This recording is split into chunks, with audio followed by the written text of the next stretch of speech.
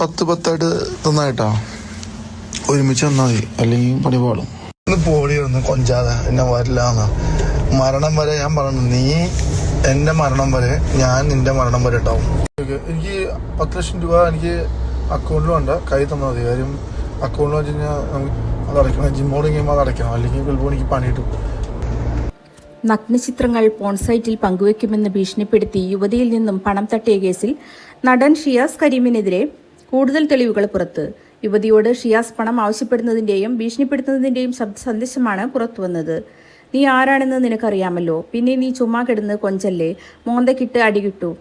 Gym എന്തായാലും ഞാൻ സെറ്റാക്കും. നിന്റെ അടുത്ത് നിന്നും 20 ലക്ഷം വാങ്ങിയത് തീർക്കണമെന്നാണ് മനസ്സ് പറയുന്നത്, അത് തീർക്കും.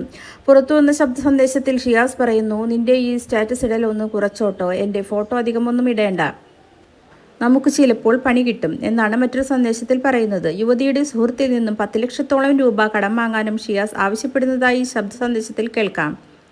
പണം ശരിയാക്കാൻ യുവതിയെ നിർബന്ധിക്കുന്നുമുണ്ട്. നീ എങ്ങനെയെങ്കിലും കുറച്ച് ഫണ്ട് സെറ്റ് ചെയ്യേ, എവിടുന്നെങ്കിലും പൈസ കിട്ടാൻ വഴിയുണ്ടോ, ഒരു 1-2 ലക്ഷം രൂപ നീ അവന് മെസ്സേജ് അയക്കേ, വോയിസ്, ഒരു 10 lakh റുപ്പീസിൻ്റെ ആവശ്യമുണ്ട്, അത്യാവശ്യമാണ്, കുറച്ച് ദിവസം കഴിയുമ്പോൾ തിരിച്ചു തരാം എന്ന് പറ.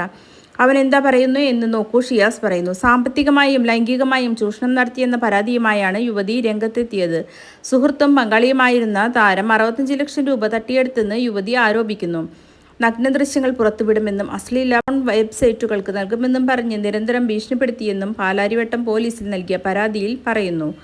മാനസികമായി തന്നെ പീഡിപ്പിച്ചതിനാലാണ് പരാതി നൽകാൻ മുന്നോട്ട് വന്നതെന്ന് യുവതി പോലീസിന് മൊഴി നൽകി.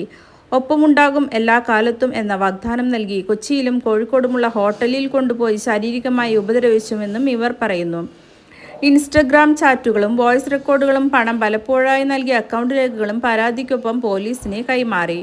എന്നാൽ 60 വയസ്സുള്ള സ്ത്രീയാണ് തനിക്കെതിരെ കള്ളക്കേസുമായി വന്നതെന്നും കുടുംബവുമായി ബന്ധപ്പെട്ട പ്രശ്നങ്ങളാണ് പരാതി ഉയരാൻ കാരണമെന്നുമാണ് ഷിയാസിന്റെ വിശദീകരണം.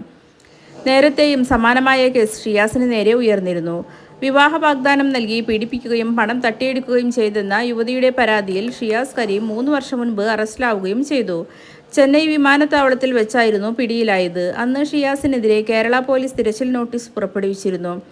ദുബായിൽ നിന്നും ചെന്നൈയിലെത്തിയപ്പോൾ തടഞ്ഞുവെച്ച് കേരള പോലീസിനെ അറിയിക്കുകയായിരുന്നു. ഭീഷണിപ്പെടുത്തി വൻ തുക വാങ്ങാനാണ് യുവതി അടുപ്പം സ്ഥാപിച്ചതെന്ന് ഷിയാസ് അന്ന് ജാമ്യാപേക്ഷയിൽ പറഞ്ഞു.